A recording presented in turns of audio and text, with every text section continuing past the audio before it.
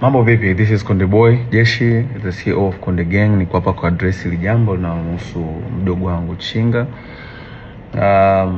Kwanza kabisa nikiri kwamba mdogo wangu alinitumia message na kuniomba kwamba anataka kutoka kwenye label akawa independent artist. Na mimi nilimjibu straight kwamba mdogo wangu, wish all the best. I got you back all the time as usual. Kachini na viongozi wa Konde Gang, video contacts, mfanolize, muone mnafanyaje.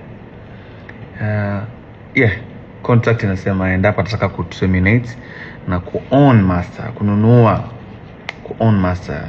Nikisema master namaanisha catalog, the whole entire catalog. Nyimbo zote hata zile ambazo amezifanya mimi ili ziwe za kwake lifetime. Just naingiza pesa kwake lifetime. Inatokea alipie kuzinunua hicho kiasi cha pesa kilichotajwa kwenye mkataba ambao mdogo wangu alisign 4 years ago na kampuni ya Konde Music. Hayo ndio ilikuwa ni mazungumzo na lakini sijui nini kimetokea kwake. Baadaye akaja kusema kwenye social media kwamba nimemdai kiasi cha bilioni 1. Nikiri kwamba sijamdai kiasi cha bilioni 1 na nisingependa pesa yangu tena ije kunichafua mwenyewe. So I did my best. I wish him all the best. Nampenda sana, msupporteni sana. He's an independent artist from now on. Nikiwa naongea promoters, mkiwa na show mwiteni, fanye, pata risk, aisaidie familia yake. Even though lengo tupate risk wote kama ilivyo mwanzo, as you know, ni biashara na tuko tukijitahidi kwa uwezo wetu kuwekeza ili kukuza career ya msanii ambayo itakuwa ni lifetime na kuchange maisha yake. So far tumshukuru Mungu kwa support yetu, tumeweza kufanikisha kuwaletea superstars kadhaa ikiwemo Chinga, kina Angela, Kili Chidi walikuwa kina Country Boy, na wao wote walivyoondoka hakuja kuwa na matatizo yote, na wote wana own masters zao na for good and for peace. Hamna mtu yote mwenye malalamiko ya kudaiwa.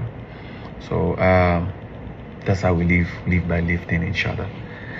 Lakini pia speaking of BASATA, nilipata mwito na niliomba management yangu niwakilishe, nataka kujua issue ni nini, kwa sababu sikutegemea, na kwa sababu mazungumzo alizungumza naye na bwana Chinga, sikutegemea kama angeweza kufika BASATA baada ya sanaa na usuluhisho.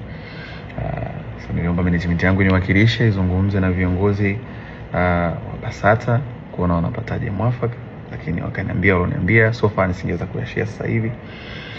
Mimi sikuona haja ya kusuluhisha na mdogo wangu au msanii ambaye nimemtengeneza mimi mwenyewe. Sikuona hiyo haja ya kutengeneza kadhia, sikuona hiyo haja ya kutengeneza sintofahamu na mitaharuka.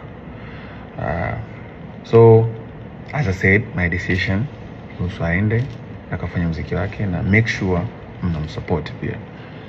La mwisho kama sikosei, speaking na kauli yake ya kusema kwamba nilikuwa nimemuita chumbani, nilikuwa sijui nimemwambia mtoe mama yake mzazi.